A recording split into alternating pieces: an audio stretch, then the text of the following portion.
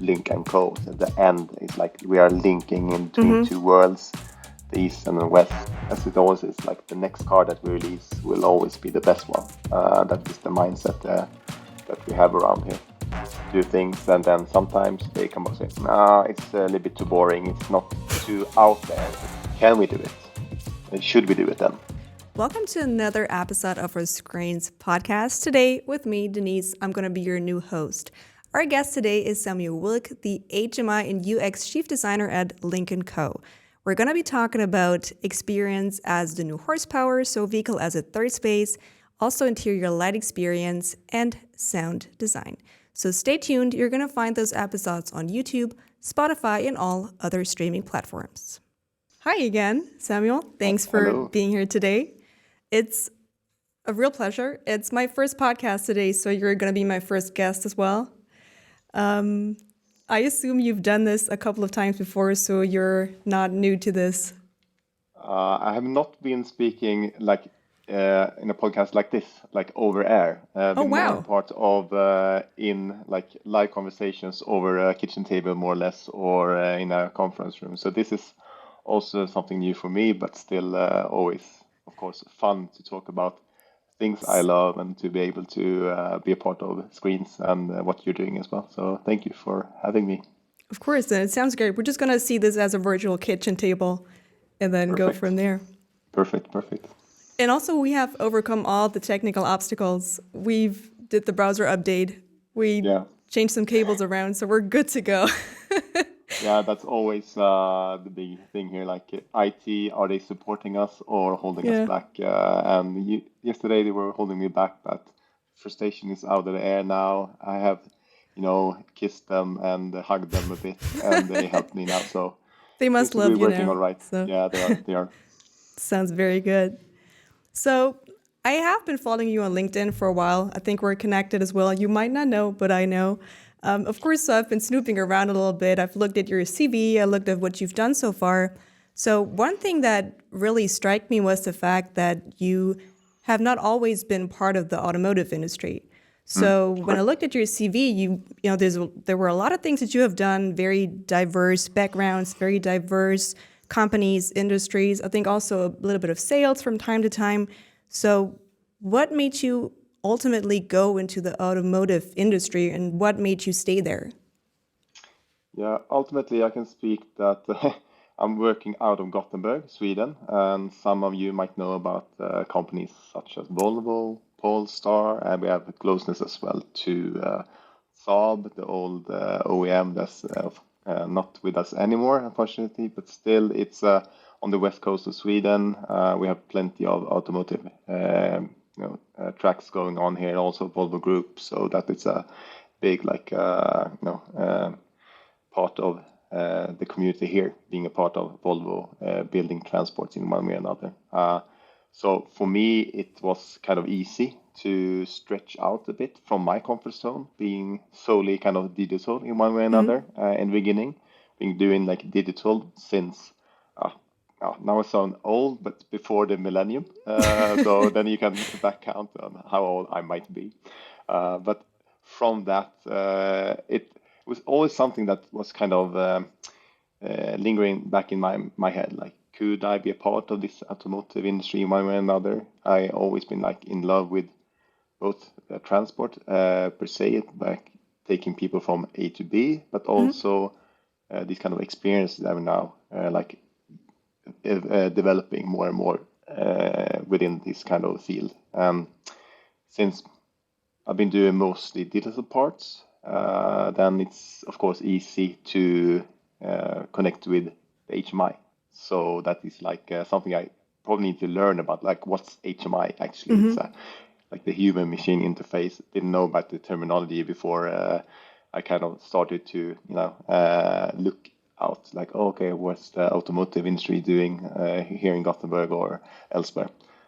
So yeah, it's been a little bit of a long road for me to end up here in the automotive industry, but still I sure love it being here, part of it.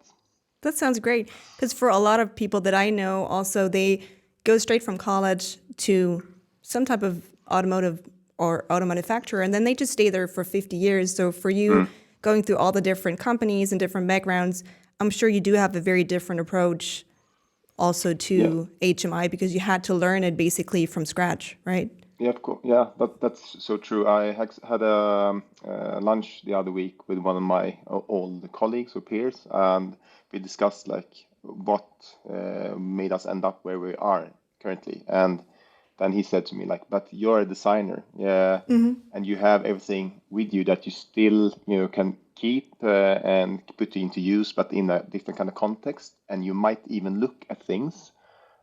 In another way than other kind of automotive experts or people that have been like dipped into the system for since Yeah. kind of birth or work birth, so to speak.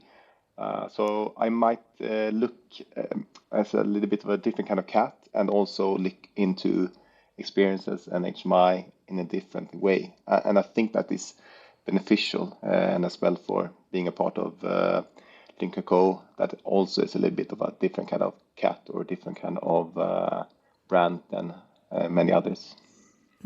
Now, would you say there was ever a specific event that made you turn to the automotive industry? Because you said obviously it's a very practical choice because you are from Sweden and there's a lot of companies and that would obviously appreciate your skills and your talent. But was there ever a specific situation that made you think, I might be actually good at that, or I should go into the automotive industry because I do have that diverse background, or for whatever reason there might be?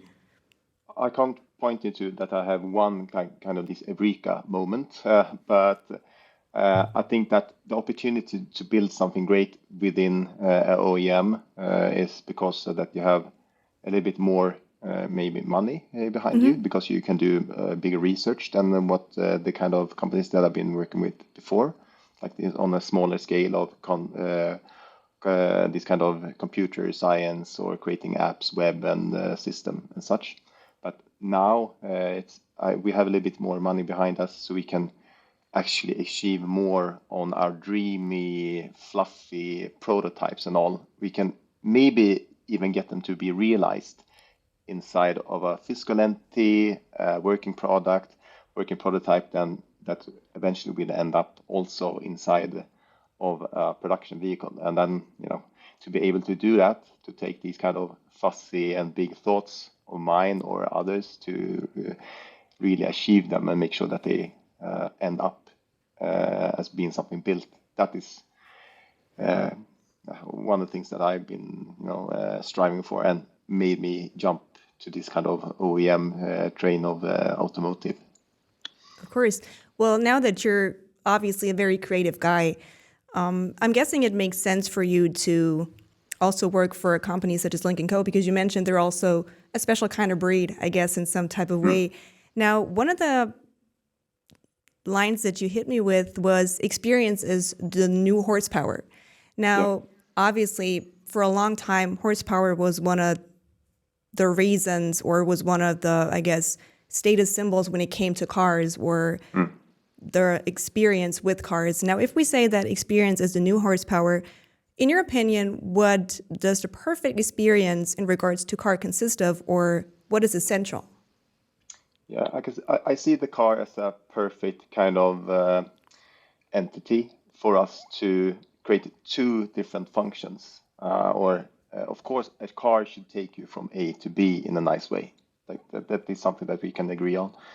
But also now that we see that the technology is shifting a bit from these kind of petrol or gasoline or whatever we call it to like these kind of new energy or EV vehicles, we can also see a new use case that we're using these really nicely put in interiors into a great experience after driving or before driving or in between the drives. Maybe when you're charging your actual car, but also recharging yourself in one way or another. So you can put our actions and thought and designs into actually creating a really, really nice experience when not driving as well.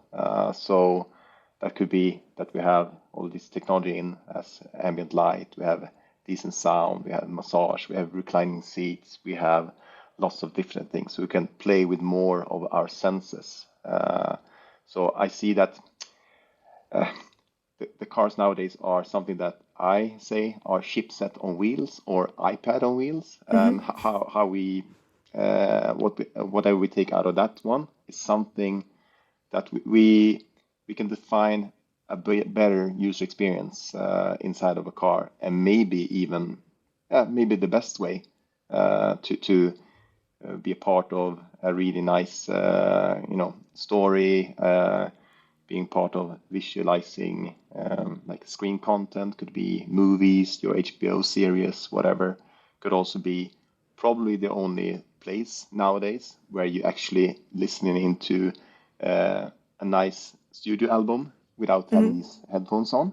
True. Everyone is walking around with headphones all the time, more or less, and listening to music. It's not as when I was brought up or growing up, my father maybe sat in this kind of nice big chair, having this awesome audio system on for lots of money, and then he just listened to his favorite LP track or album.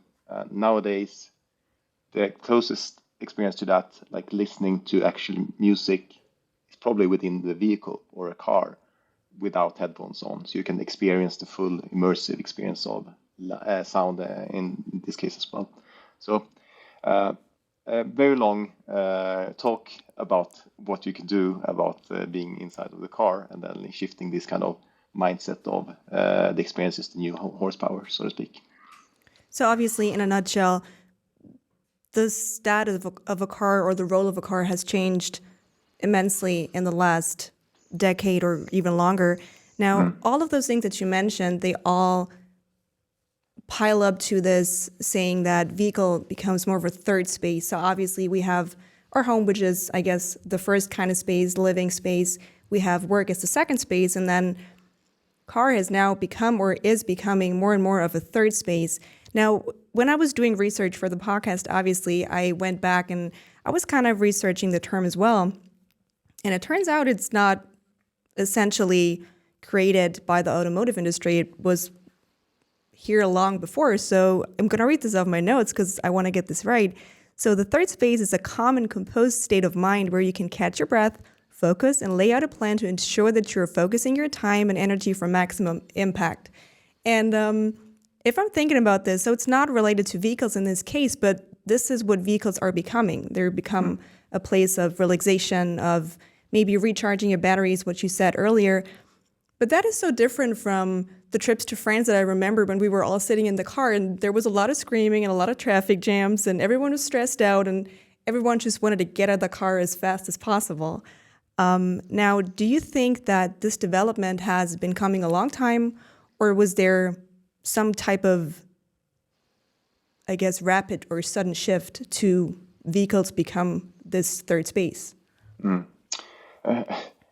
I see one thing, like connected to our trips, or your trip in this case to France. Maybe it was not even AC in our cars then. It was more just these fans that were like floating around and make sure that we can have some kind of air draft within our cars. So that shifted, of course, a bit as well. And on my end, I can only read like these kind of Donald Duck stories. That was the only thing that I could bring with me.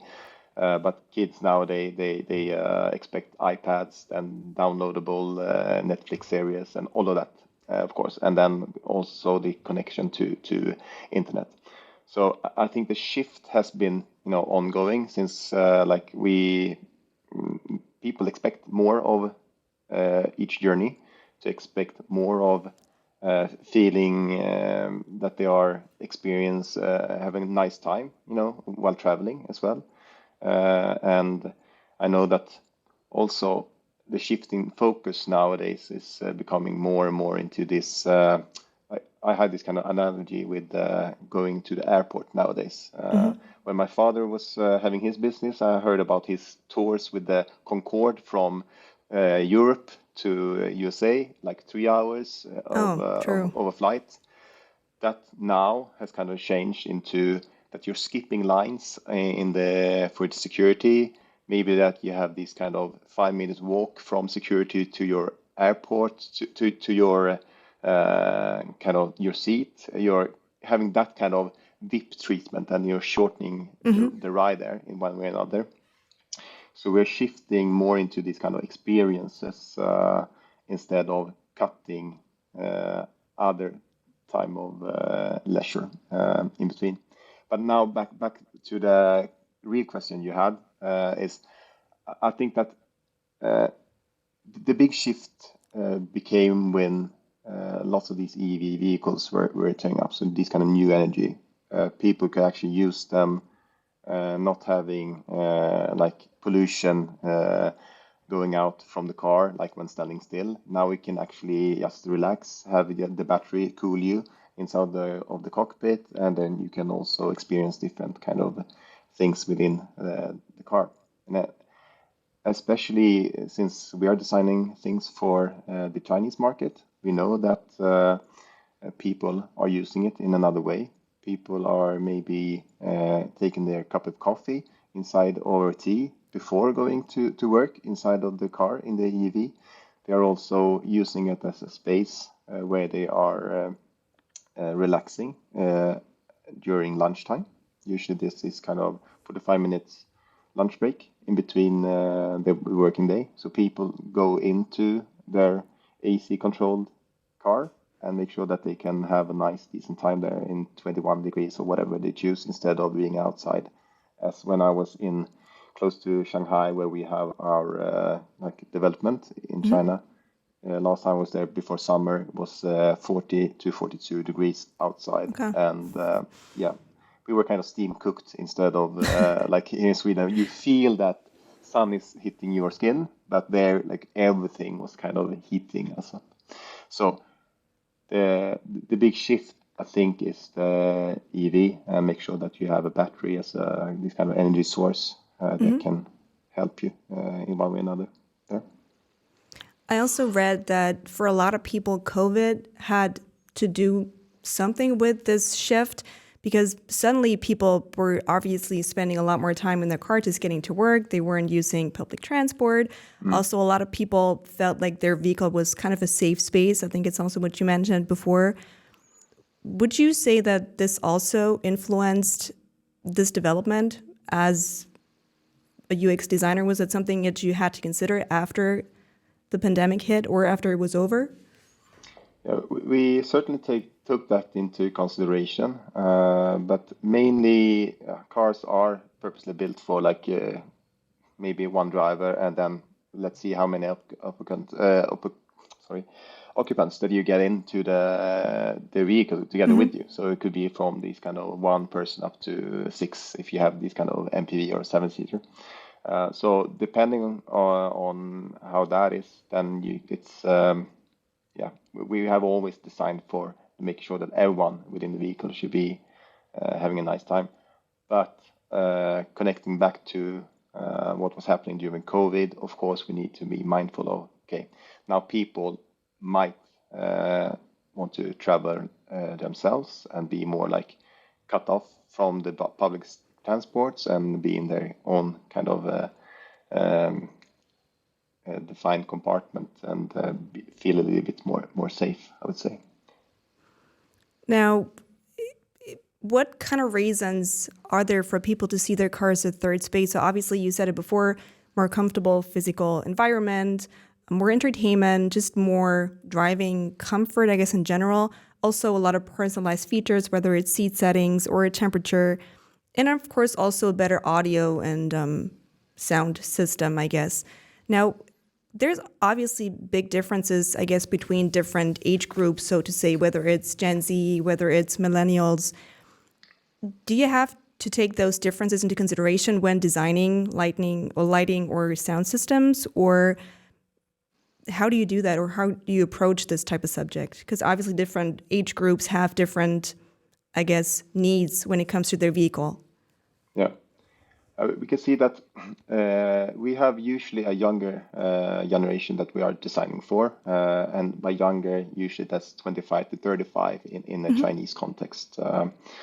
And by that, we know that all of these people probably have grown up together with internet. They have a mobile phone glued to their palm, and they are always connected in one way or another to each other or to the internet or sharing their experiences.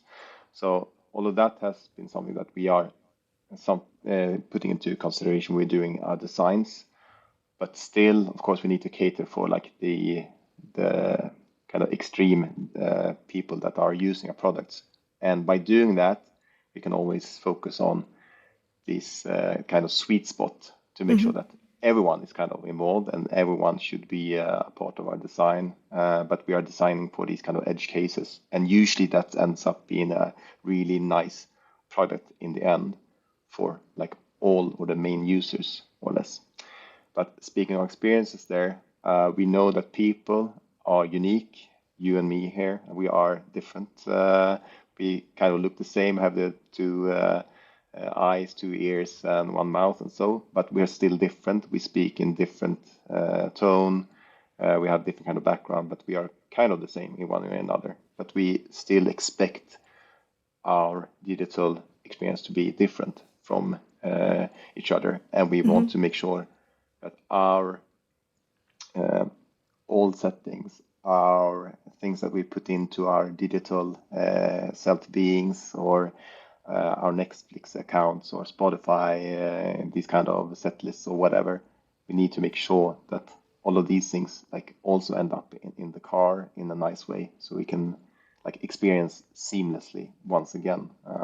So that is our general thinking here from Lynk Co side, that we should design for these kind of edge cases, but make sure that we can, make sure that we can also be unique and have this kind of bit of customizable interface. Of course, everything can't be customized, but tiny pieces of it to make sure that we can sprinkle the stardust and you can feel, okay, I actually designed this. This was made especially for me. For Denise. We created for Denise this car. Nice. I love that. But do you think it's hard to find this common middle ground or those sweet spot that you mentioned? Or does it just come with trying out different things and then ending up with just the right amount of stardust to make someone happy? Yeah, it comes up with lots of ideas, of course, ideation and testing and all. And to kind of also kill the bias, because I'm a designer, and if I should be designing everything for the purpose of pleasing Mr. Samuel Wijk, then of course it would be easy for me just to build a product, but then no one else will buy it because they don't like it, what I'm building here. So we need to make sure that we are testing out our ideas with the right kind of people that we are designing it for, and to have them as the kind of pole star, not for naming another OEM, but as a real expression, that they should be the persons that we're after and designing for. And that is not me and not you, Denise. It's for this kind of customer that we have as a profile or person that we're building this car for. Now, as a European designer, obviously, you work for a Chinese brand, Chinese company, but also, of course, that has ties with European companies. Now, is there a different approach and design for example, for the European and Chinese market? Also, I think you once mentioned that Chinese people usually live in smaller spaces and they make use of their car as a means to enjoy the time that they have, I guess, before work, after work. Do you think you need to have a different approach when it comes to design to, I guess, please both groups or both markets? Yeah, I think we need to divide our products in one way or another. Here in Europe, we're more into this kind of quality, and by quality here we mean like this perceived quality of material choices, maybe a bit more catering for sustainable, development and all of those things. And we are maybe not as picky with like a well-crafted HMI or UI in one way or another. It's kind of okay that we have these old-fashioned and bigger, chunky center stacks and all of that. That could be something that, has been like, okay, now we just purchased 2 million of these CSD and these buttons close to it. Let's reuse it for all the upcoming cars until it's sold out, and then we purposely build new ones. And that is not something that would work in China. Everything needs to be tailor-made for that special vehicle, and in that case. And in China, they're even more digital than we are. So the whole system is have very fastly grown or like shifted focus to be total digital since the COVID that you spoke about before. Like what changed since then? We know that everything is digital and everything is connected with apps and all of those things in China. And so the kind of seamlessness and to make sure that you can do more things with your social networking also inside of a car is something that is very expected in China. We can also get these kind of requests that, okay, we have this kind of key opinion leader or this Instagrammer or influencer. We need to cater and build a nice studio environment for them inside of this upcoming car. So it could be, okay, how do we design that in the best way? So there could be these kind of glow lights or and all of those things, and make sure that you have maybe a backdrop or cater for putting up this kind of green screen behind them or whatever. So it's a little bit of a different mindset sometimes for the Chinese versus the European mindset, but still, I think that the learnings that we get from the Chinese builds can be replicated into the European mindset as well. I think we're shifting more and more to be more digital, maybe more caring about not sharing that much of our like personal data and all in here in Europe. It's a little bit more openly done in China.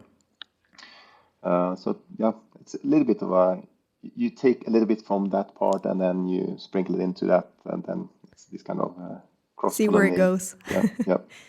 So does that make it harder for you guys to stay on top of things design-wise in the Chinese market, simply because you said there's always something going on, there's always something new coming up, they're much more digital, and you mentioned that I guess the European market is a little more laid back in that case. We know what we have, we like what we have, we don't like to change things up. So does that mean you can just change things up on the European market from time to time and then just see what works in the Chinese market and then just adapt it, or does that even work? I would say like since we have our main focus on the Chinese market, and we have bits and pieces here and there, mostly Europe as like a second market, and we have some of the Mid Eastern countries that we design most things for China, and then we can bring that back into like a European context. But yeah, I guess that all the knowledge that we have gotten from like building stuff for China, we have a close collaboration with our colleagues there. And then I would say that some of my closest colleagues that I have the most meetings with are from China. Of course, it takes more of planning for us to do our work in a nice way, since it's like 6 hours in between us, when we're doing things. But if I start working my mornings together with them, and then they have their afternoons together, then we can, learn from their knowledge, of course, and then we can test things out from our end together with them. But also, since we are working from Europe, it's also that we have this kind of knowledge and know-how from how things have been done and produced before. And it's not the first car that we are releasing as a studio, and certainly not from all of the designers that we have in here. There are plenty of people that are from various OEMs, everyone that you can kind of mention and think of. Some of them have been working at that OEM prior to coming to Lynk Co. So we are also doing this like design work and approach from China's side as like a European design. That's something that they perceive as like quality, or that it's a good sales pitch to say that, okay, we have actually a design studio and design is coming from Europe, but also like influenced in China. So that's also something that's coming back to Lynk Co. So the end is like we are linking in between two worlds, the East and the West, and they kind of traditional and the kind of new technology, and then you can select yourself where the new technology is, if it's from Europe or China, and the tradition is from China or from Europe. It depends on what kind of angle you look into it. So you basically get the best of both worlds, so to say. Hopefully, if we end up with having a nice and good product. But we have lots of stakeholders. We have people that have different kind of wills, of course, and we need to make sure that we end up producing a nice setup and a great car. And as it always is, like the next car that we release will always be the best one. That is the mindset that we have around here. Sounds good. So if you have regular conversations with your Chinese colleagues, obviously, I guess that's a very good way of figuring out what would work in certain markets and what wouldn't, because they will obviously tell you. If you have an idea and you present it, they'll probably be like, no, don't, that's not going to fly on the Chinese market. Is that how it works? Do you give each other feedback and say, you could try it out, but I'm not sure this is the best I would say fit? that's definitely how we have it around here. So we present our ideas, we do things, and then sometimes they come up and say, "Nah, it's a little bit too boring. It's not too out there. It's like, oh, that's already been done," and we think that we are kind of doing like very new Inventing the wheel. exploration here. Yeah, but no, but someone have already done it here. Oh, okay, then we need to, come up with even crazier ideas or something like that. So usually that's how it is around here, and then that is also the like a little bit tap back on my shoulder to take the step out of my digital comfort, just doing this app and that kind of design that I did prior to jumping over to OEMs and automotive. Now I can actually try out even more things, even crazier designs, and some of them will actually be realized in production cars again, and that is really, really cool. And then we know that we are being pushed to deliver more and to be more over the top with a new thinking, or having an even better solution to it. But sometimes we need to also kind of pull the handbrake and ask, like, okay, is this actually the best way to do it, or could it be done in another way?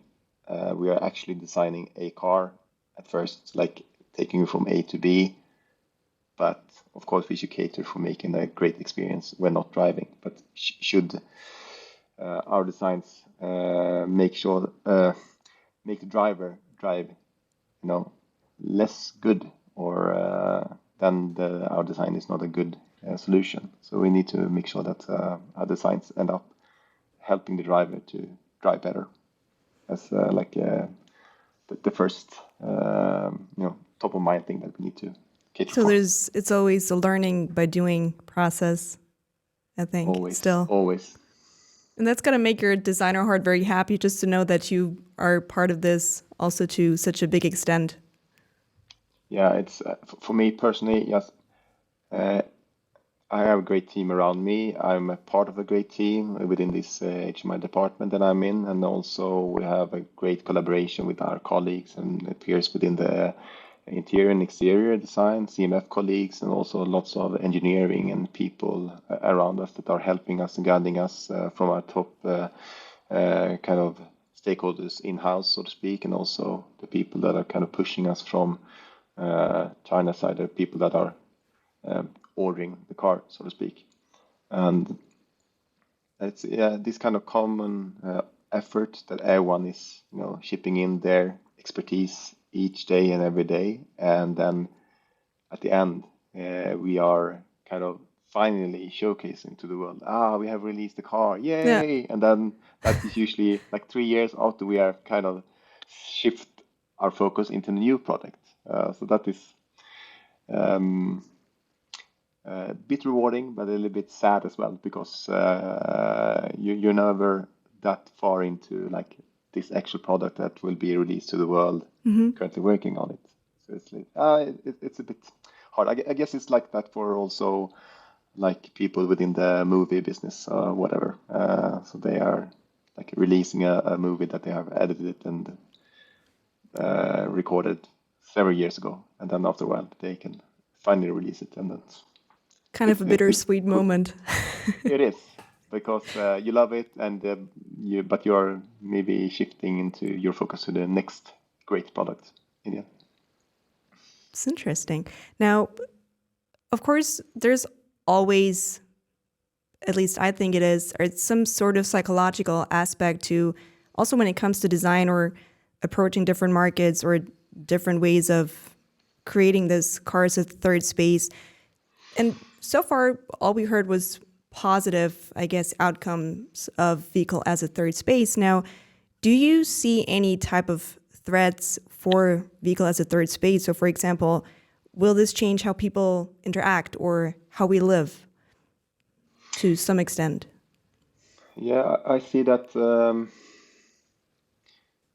Yeah, the negatives about things nowadays, like that we're always connected, is that we tend to lose out on the moment, interacting with people, like being in the physical, real space, experience things together in the kind of real world, so to speak. I guess the real world for the youth growing up now are maybe through mobiles and being connected in one way or another. But it saddens me a little bit to see some kids that I, can see, passing on the way to my office here, that they are like playing together, sitting in this, area where it's built for, playing around in the schoolyards, whatever, and then they're sitting there on their swings. Maybe I have a mobile phone on as well, while the other one is swinging their swing close to it. So that is a little bit, is this really the best way for us? But if we go back more to this kind of third space that we are talking about, like within the car, I see that we are building a different kind of experience now as well, where we are maybe shifting, especially in China, where we see people living more closely together than maybe here in Europe. They are shifting their living room into the cars instead.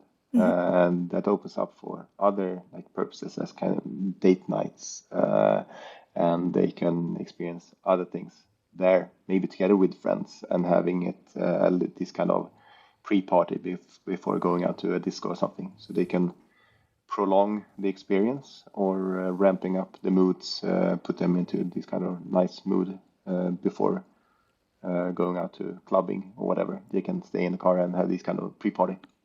So you would have all the same activities, just you would shift the location a little bit and just don't do it at home, but you would just do it in your car and then basically pre-party to the It could be party. one thing. Yeah, or like you spend your time in the car while waiting for your daughter's or son's football practice to end, or whatever like sport they are into, and then you can sit there as a proud mama and then relax, listening to nice classical music, reclining your seat, having this opportunity to get yourself into another kind of mental state and put use into that time that way you're waiting for boring soccer practice to end.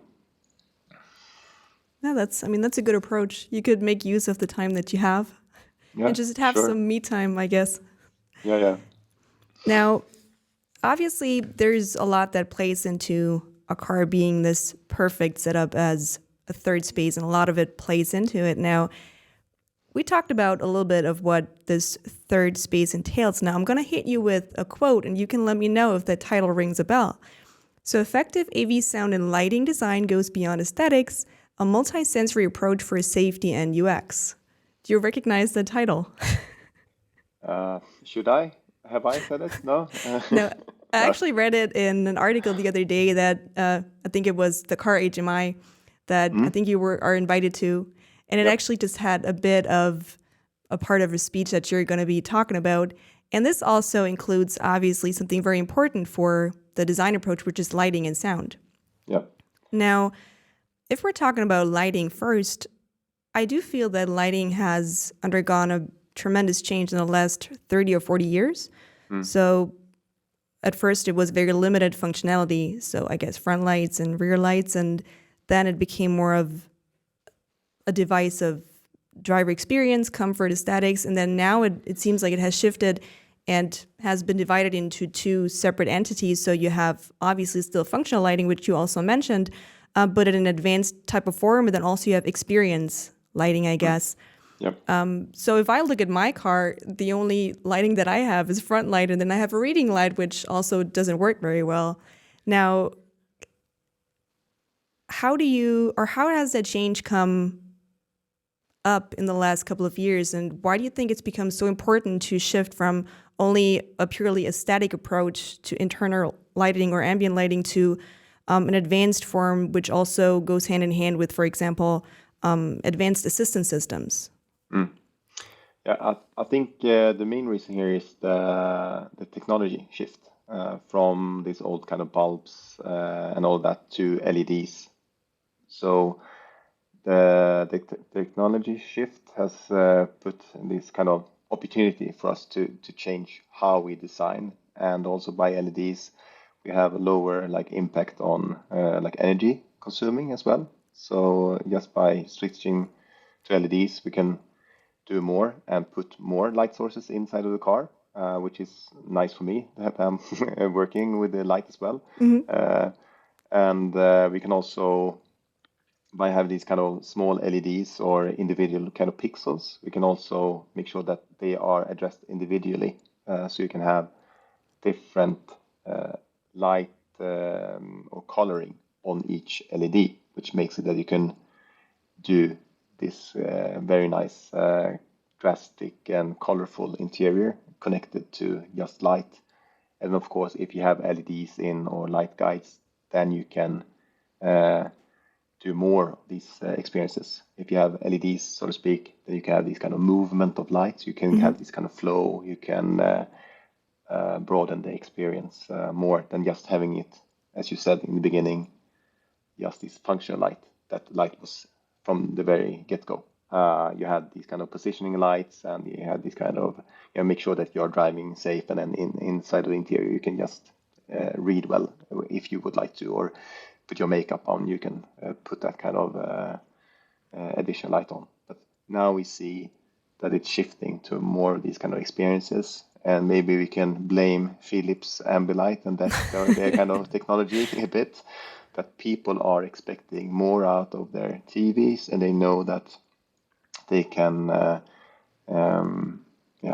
see and experience better together with this kind of soft sound, or in this case lightscape, connected to light as well inside of the car. So obviously communication between the vehicle and the passenger has become increasingly important, especially if we're looking at autonomous driving.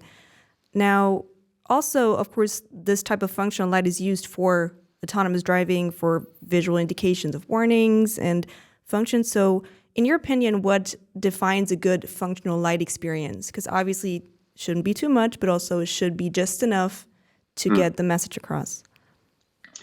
Yeah, I see that we should not overwhelm the driver with too much information. We should be very mindful about how we design things, and this comes down to designing. We should not just design things because we can.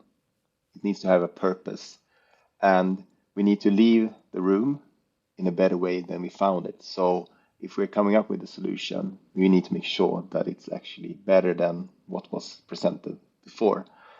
And this technology now comes alive and brings us these kind of big opportunities to make sure that we can do lots of things that we need to cater for, and make sure that we are designing a better experience for the driver to perform better when driving. Of course, we can sprinkle in and do lots of things when the car is not in like drive mode, so to speak, when you are kind of reclining and sitting still and having this massage on. But it's not while driving, then this kind of functional light is not in play, so to speak. So we need to make mindful. Should we put light on or sound on or whatever, like screen content? We should help the driver to behave better, drive better, make sure that they end up at their destination in a better state of mind, and maybe even more rested than when they started. Maybe not that easy to do, but that could also be the like top mindset and priority for us. So obviously there's a very fine line between creating just the right amount of lighting and obviously creating too much, maybe also overwhelming the user to a certain extent. Is that something that you need to keep in mind when obviously designing lighting or when coming up with new ideas? Yeah, sure. We know that there's lots of studies been done on like different kind of light settings, or this kind of blue light that we know are. Yeah, we even get this warning before going to bed. You should put your phone away like 1 hour before, because the phone puts out this kind of blue light, and blue light is bad for your sleep. And that is something, of course, we can take into consideration when designing for a better driving experience. Maybe we can add blue, because that could help the driver, be more focused. But maybe we should not do it all the time and have it like on, like in full speed. We should make sure that they can actually look outside of the car with the surrounding lights, that like the environment around them are, shooting in from various directions, different kind of light sources, and all like passing cars and street lights and whatnot. And by that, maybe we should focus on while night driving, to make sure that we have these kind of red light that we know are usually also put into use if you see these kind of old submarine movies. Always this kind of red light that they have inside. But that's True. because there's research being done that is the easiest light that we can see, but also experience the darkness around us at the same time. So cater for these kind of both scenarios. The red light that can help us to get an overview inside of the cockpit while driving at night, but also maybe have some sprinkles of blue light that could help you wake up in one way or another to drive better. So that is a little bit on this kind of functional and ambient light that we can look into. So that's not only comes down to the amount of lighting that you have, but also you have to consider the colors, I'm guessing. So you cannot only go with 3 colors and then you can choose from those. So there's very individualized, I guess, options to select from then. Yeah. So that is one option, to go for this kind of functional, or to make sure that you can drive and be a better driver. But of course, we have these opportunities to put in your own kind of light spec, or your own preferred light from this kind of light, color roller, or whatever color wheel, and you select. This is kind of the mood. I'm into the purple today, of course. But that doesn't come down to the very use case of the very functional light. But we need to make sure that we should focus on making the driver behave better in traffic and feel that they are the car should be the kind of superpower in one way or another. So again, I guess there's a very psychological aspect about this. So you don't want to overstimulate the driver, but you want to make sure he gets the right amount of lighting to feel comfortable and to, I guess, support the driver experience and also, I guess, the driving in general. Yeah. And for our sake here, when we are designing things, we need to be mindful of how and where we place light sources. But also we need to test it out, of course, in the physical entities and as our like test vehicles and all of that. And yeah, it comes down to huge amounts of trial and error, and make sure that we have these kind of testings being done. And we're always trying to get better, of course. And light, it's a little bit of maybe not new technology, but in one way or another, it's no big regulation on inside of the cars how we do it. So it's a little bit up to trial and error. I would not say that too much trial and error, but still, it's a bit on. Okay, what did we do wrong with the old car? What can we learn from that, and make sure that that doesn't happen again, and that we can cater for a better experience for next upcoming vehicle, or what can we change with some like digital updates with software to the car that we have already released, if we find that, okay, this is actually a better solution going forward, then we should be able to do that as well. And that is also one nice thing now, that we are releasing products. They don't need to be like set in stone. This is the product for all eternity. We can actually change it a bit if we find that, okay, we can actually implement this kind of color tuning or this hue or this contrast or this kind of blue tone. Or no, we find out that a gray tone or a green tone is a little bit better. Of course, then we can but we can update it, of course. So you want to make sure that you stay in a very precise and I guess user-driven scenario. I think that's the term that you used, just to make sure to get the most out of the vehicle experience. Yeah, we need to focus on who's driving it and make sure that they are doing a great job of driving. And of course, we could design also for this kind of when not driving use cases. Then we should be a little bit over the top and be a little bit too much. Of course, we can do it. That's okay within our brand, but maybe not all the time. Does color also reflect the brand to a certain extent, so that different brands use specific colors to represent their identity? Is that something that you do at Lynk Co? Yeah, Do people know?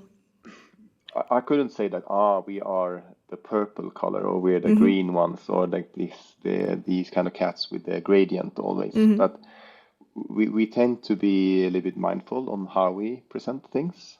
And from us here in Europe, or in like Northern Europe, in Sweden, we are very fond of the aurora or the northern lights and all that. So that could be one of the designs that could be sprinkled in the things that you can see being released from us. But also we need to take into consideration what kind of color schematics or color blends that are not as culturally accepted in China as in Sweden or in Europe. So that is also something that we need to be mindful of. Like, okay, we think this combination is great, and then they come up and say, no, you can't have it. That's only on funerals. And then, okay, that could be one thing as well. Next time, maybe you try it out.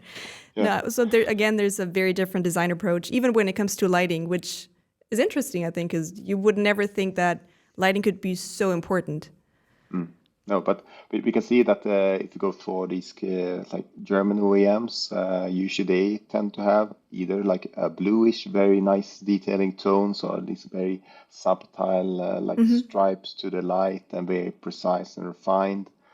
And in other OEMs could be more that kind of thing, but more reddish tones, say like the Volkswagen Group and such have been more into that, and BMW more maybe into blue.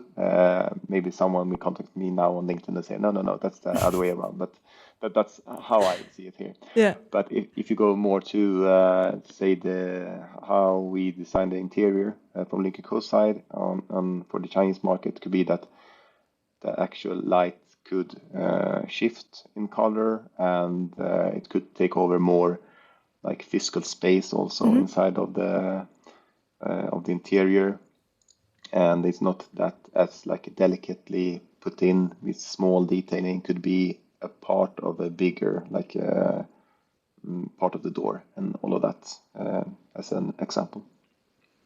Now, if we're talking about lighting, obviously there's not only functional lighting, but there's also experience lighting, which I guess relates more to entertainment purposes. Yep. Is there something as too much when it comes to lighting for entertainment purposes? Can you even go overboard? Of course you can. You can make sure that people are getting these kind of reactions of like, you're not.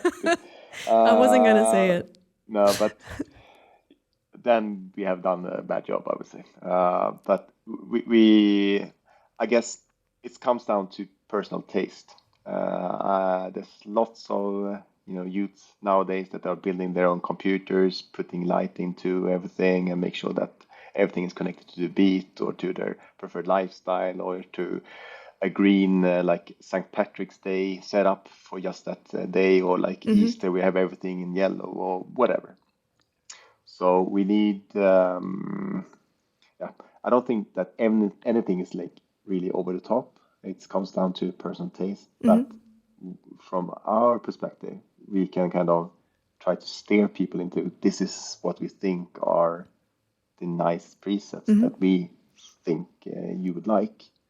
Of course, we will have these kind of edge cases that they will change this and do the total opposite of what we did as a preset. And of course, that is totally fine as long as they can save that special kind of my design into the system in one nice way. But what we usually do here is that we have some presets that we put in.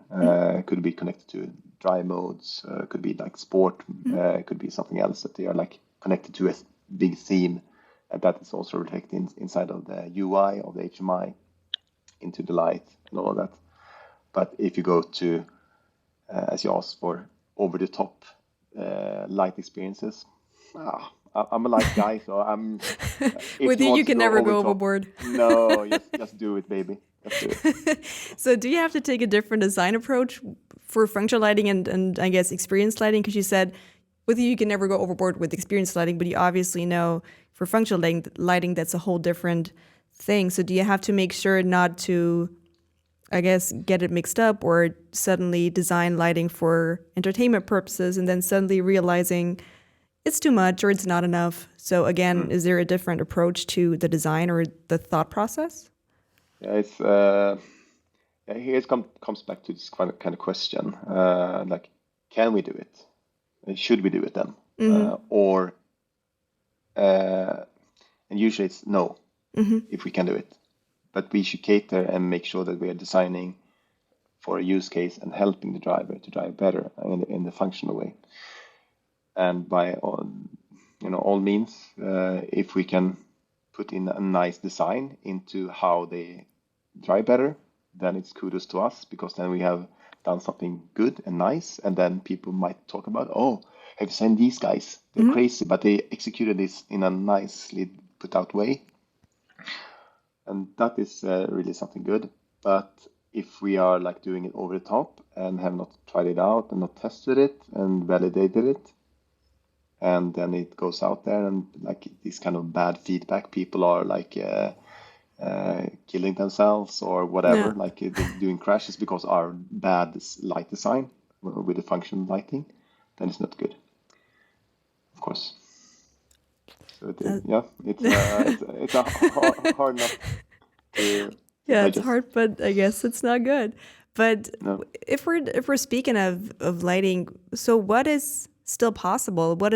Have we already reached a certain peak, or I mean, what can we expect from, I guess, lighting design in the future? Because you've already done so much, and you have to ask yourself a question like, okay, where can we go from here? I think something that I'm usually speaking about is that we should have this kind of one design or one experience. And to make what I mean by that is that we need to make sure that we're connecting like all senses to one experience. So they should be feeling that, okay, like if you go for like sound. So if you're tapping a screen, did you hear it or did you feel that sound? Okay. Kind of that is kind of a good explanation of like the sound to it. But if you go for light, then that should be a part of the experiences to help you to behave better in that very small detail, like user scenario that you're after. So if you're having this kind of incoming phone call, how could that light look for you in one way or another? So you realize, okay, now it's something from exterior, like external source that are coming inside of the car. Okay, how should that look and be perceived? How should that be seen both visually in light, but also screen content and also together with sound? And if you have like a voice assistant, how should that behave? And all that things. So I guess we're not done with how we can express light inside, but we are getting closer into this kind of a good, a decent level. And then it comes down also to the kind of education of the users, like how would they really like to have it, since it's something that they have not grown up with. It's not something that you and me had in our back seats traveling down to France, but it's something that, Beautiful. yeah, but Good something that times. are like coming in more and more now. Yeah. And yeah, as long as we design for something that are helping the driver in this case to drive better, but in a nicely put out way, then we have achieved a really good design, I would say. That sounds like a good plan. Now, while you were telling me the story, you already mentioned something else, which is also very important, which is sound. Yes. Now, there's obviously, again, different types of sounds. You have functional sounds, you have experience sounds, and also something that has become very important, or I guess also kind of a standard procedure, which is acoustic vehicle alerting systems, and then also exterior EV sounds. Now, could you guide us through the differences real quick? Yeah, Just let people know what there sure. is about it. If you go for these kind of functional sounds, I would say that on those use cases, it's like the top of mind, maybe the turning indicator, like a seatbelt warning, like a chime when you're not closing your door, and all of those things. Maybe like a on button. You know, you're hearing that something is happening, or that you're like actually flickering a button or doing something, and then you get this kind of notification back. So that's more of the functional sounds that are helping you to make sure that you are executing on a task, and the sound cue is helping you to it triggers, and then now I have this kind of turning signal, usually connected to some kind of visuals. You have this kind of blinking in the close to the steering wheel usually, and then whatever that is. So it's usually connected to different kind of senses. If you go for these kind of experience sounds that we're also designing for here, is that we're catering for these kind of maybe relax moments and the moods that we call them. Being inside the car, you're reclining your seat, putting a massage on, having your own, like charging your battery inside of your car. Those kind of soundscapes is also something that we are designing. So more on these kind of experience sounds. Of course, that is, mostly like put focus on pure enjoyment, I would say.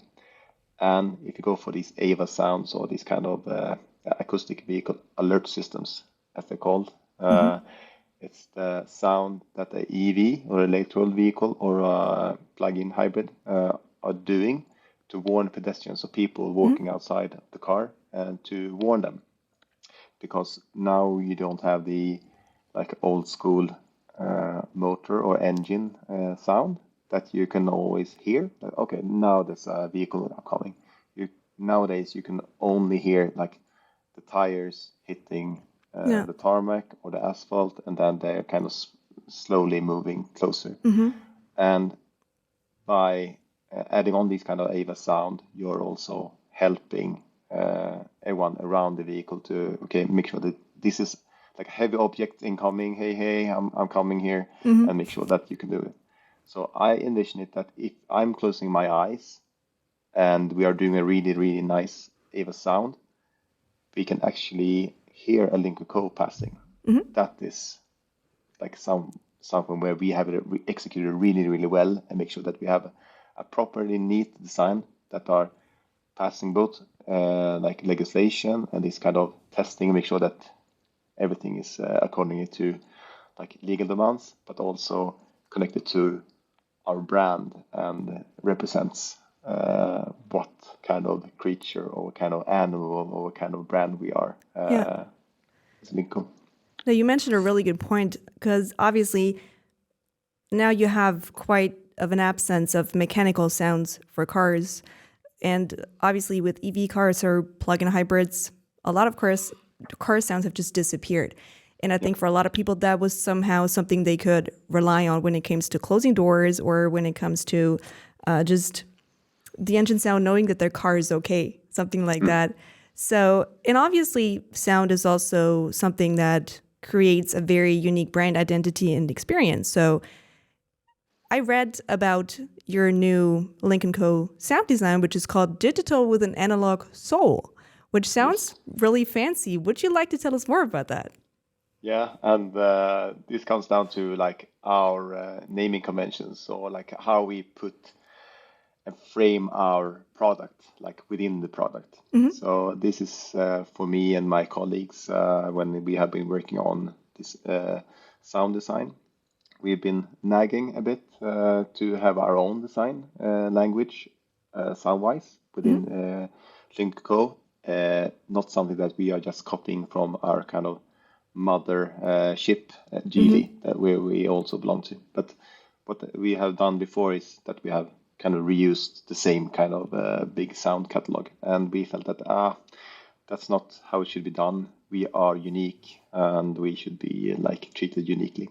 So we decided on okay, how can we like emphasize on this and make sure that we have a nice sound profile that also representing us. And since we are like both coming from this kind of branch of Europe and Hmm. China, we saw this kind of wooden or like this kind of classic connection in between us. And here in Sweden, like it's covered with 69% of trees, like or forest. So we have plenty of that. And in China, we perceive that lots of these kind of quality and instruments, like originally are like wooden. So that Hmm. was one of the main things. So we made sure that the analog was this kind of woodeny or this analog feeling to it, and also more humane in one Hmm. way or another. And the digital part of our slogan was more connected to like we are uh, perceived as a little bit different. We are Hmm. young at heart, and we are more of a digital brand, a youthful brand as well. And why not mix these two together? So have this kind of analog base, but we put into synthesizers and we tweak it a bit and make sure that it pops a bit through this analog kind of soul or bass, and then it goes through these kind of synthesizers, and then we can create this kind of nice sound catalog connected to this slogan that you mentioned here as well. So you take something, I guess, already established and then mix it with something new to Mm, create this type of experience that you were talking about. yeah. So we see that we can use old instruments and then reinfuse them with some new kind of technology. So Hmm. we have a beautiful blend of like tradition, but also with a new touch of digital. So we're not forgetting about our heritage, but we are like amping it up and make sure that it's connected to like Hmm. 2023 or 2024, 2025, or whenever the car is released. But it should feel that it's purposely built for us and for our brand, and that we are this kind of young at heart and rich experience kind of brand. So bringing those sounds into the world your own way. Yes, and super nice for us to have it out now, and Yeah. it's connected to our latest car, the Hmm. zero 08 that are Exactly. Yeah. I looked at currently some being. videos. Yeah, it's so nice to have it out there and to be able to also hear it and to kind of sense your design, Yeah. not just visually, but also you can hear it and Yeah. like And it's on a quite physical different. end. It is, and just to be a part of being down in China, like running beside your car and Yeah. this is the Ava sound that we have in our small I did that. speakers together. Yeah, and we did it like, yeah, that's something strange, but also very, very rewarding, of course. That's great. Now, I also read this term, which I guess kind of goes hand in hand with the approach that you took, which is urban sound integration or urban sound approach. Does Mm. that kind of tie in with, I guess, your new sound design to some extent? Because you mentioned a lot of Scandinavian woods and just humane noises and just kind of ramping it up a little bit. Mm. And on the urban scape or that thing, I see that as like part of the urbanization or that the kind of buildings or cities, human are taken over parts of like Mother Earth's Hmm. wooden parts, Yeah. and of course that is could maybe be like a new slogan or something that we could put into our sound design going forward Yeah. as well. Like the urbanized way of like our sound. I see that as a part of this kind of digital. It's maybe not something that has been there all the time, but we can make sure that we have a nice looking or a good looking sound to it as well. Great. Now, I asked you this question before when it came to interior lighting, but also going back to sound. Where do you go from there now that you've designed basically a whole entire new system of sound or sound settings or sound experiences, so to speak? Where do you go from here? Where does this lead in the future? Or what do you have planned? Maybe you already have ideas or certain projects that you want to pursue at some point. Yeah, but we see that we can always be better. This is like a version 1.0, so to speak.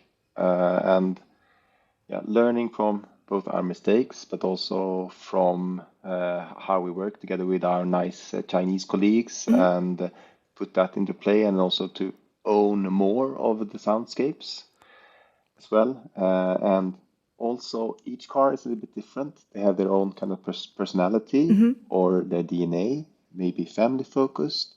Is this urban vehicle? Is this for young at heart people? Or like, is this for the businessman traveling? So by that, we can also have our big sound system in the background, but we can also sprinkle in the Stardust once again, but to make sure that this EV sounds like this sibling that I also have. I like if I have a Lynk Co 08, but now I'm purchasing a new Lynk Co. They should kind of sound the same, but Okay. this sounds a little bit It's a little different. different. Okay. You want to add So, some but spice. yeah, that is the thing. So we add spice for each vehicle, something that we see, but also that we can treat all of these different kind of experiences, sounds in another way. Of course, they should be perceived as new and unique just for this vehicle, and we can have this kind of nice mood and mood setter for just purposely built just for this car, and then it has another kind of scenery to it. It has different kind of soundscape and all, but also that we can build like this is outside the car context, but we can help brand and building nice these kind of not yeah, but kind of elevator music, but this kind of big fluffy soundscapes that are connected back to the actual functional sounds that Yeah. we have inside the vehicle. Could also be part of kind of release parties, the launch events, and marketing material and all that. So that is something that we also are working on close to each car that we are releasing. And since people are picking up now more and more that we are actually working on it, they are like shipping in and saying, "Hey, we need this for our car next. Please come and help us." So, Yeah. which is really, really cool as well to be a part of, both light, but also now these kind of sound designs. Yeah. Make sure that we can do really, really good things. Also, it's a very nice appreciation if people actually call you up and say, well, we need this. We really like this and we want to have this. Yeah, that's It's almost the this kind biggest of compliment. yeah, these kind of goosebump moments all the time Yeah. when people are approaching and saying like, "Hey, we want this, and we heard that you did this for this project," and that is the kind of the ultimate recognition. I would say that people are maybe not stopping and saying, "Hey, we like this and this and this," but they actually come and ask like, "Can you please help us with this because we heard this from the other program," which is really nice. And yeah, we've been having some colleagues that are stopping us here, like, "Oh, I really like the turn indicator." Like, that's very detailed and cool, That's a but sentence you'll never hear someone say. no, not that often. So, but still, if you're a nerd like me, you end up focusing on like, Yeah. okay, Sure. oh no, this looks off, like, or sounds off, or no, it's too broken, or it's like too screamy, or whatnot. So yeah, it's quite fun to be a part of realizing these designs out. That's great. So you always have new ideas coming up. You won't be bored. That's the best thing. You always have new Never, never, projects lining up never. already on the next one. Now, I have Yeah. one final question. Now, if you could choose one thing to be available in a car to create the perfect place to stay, and this can be entirely unrealistic, what would it be? It could be anything. Ooh. Microwave, whatever you want it to be. Oh, something really, really nice. But I'm into this, noise canceling headphones. Mm-hmm. Since I could purchase them, I really like, oh, it sounds strange from, working with sound, but to Mm-hmm. make sure that it can block out all the sounds and have this kind of very quiet environment. I think that is something that I would like It also blocks really, out really, other drivers that scream at you in traffic. yeah, could be as well. Maybe it's good to have some kind of, feedback on sounds from when driving from other Yeah. people. But, sitting still, breathing in the car, having total Mm-hmm. silence, I guess that would be super neat in one way if I could choose one thing. But then, of course, you know, yeah, I love light and that you can shift the whole environment and that you can focus on some details with just Mm-hmm. having this kind of small point light at one beautiful piece of the interior or exterior. That is something that is really close to my heart as well. Like I'm not too picky, but it's like, yeah, have it quite bit quiet and a nice light connected to it would be super, super nice. Great. So you also think about all of this in your private life. You have great ideas. Also, if it's just Yeah, however unrealistic it may be. I tended to pimp my first apartments with lots of these kind of floating light and Mm-hmm. having my kitchen like just with light underneath it and floating and like it's a hobby and I really enjoyed it and then finally I ended up here at Lynk Yeah. Co could kind of realize it inside of vehicles together with lots of great designers like with the interior guys that are actually placing the lights in so we can start playing around with it. Of Yeah. course, we are working together with them to make sure that we massage the design in a nice way, but it's not just solely me doing it. It's Yeah. a big team. There's no I in team, as they Yeah. say. That's true. And that's the great thing. You have so many great colleagues and so many more ideas to come. And yeah, Yes, I hope we get to certainly. see a lot more and Yeah, hear me hear a too. lot more as well. Yeah, sure, sure, sure. So Samuel, anything else you want to say or I don't know. Hmm, good thing. No, but I keep on preaching this kind of one experience, and for me that's very important to make Mhm. sure that you have a brand that are reaching out from each interaction with your your end users Mhm. and or people around your brand or your car. So make sure that this is kind of preaching back to everyone within this design field of creating cars that the apps that someone is building for us, the websites, the sounds, the iconography, that everything should be linked in from in the first like interaction with the brand to when you step inside of the vehicle. Mhm. The detailing, the kind of patterns they have on the exterior parts should also be resembled and be seen inside of the car as well. So everything should feel as one product and purposely Mhm. built just for this moment in time. So like a full Super hard. circle moment. Yes, it's super hard to achieve, of course, Yeah. because it's not just me designing it. Mhm. It's so many different people that are doing it from different kind of angles and different stakeholders and all that. But uh, that is what I'm like always preaching and thinking about, and I want to make sure that we can have this kind of one product, one feel, and that everyone's feeling, there's a Lynk Co, Mhm. and they are actually executing really, really well here. That is like what I would like that people are saying about us as a brand. That's nice. So I guess you're well on your way to achieve that.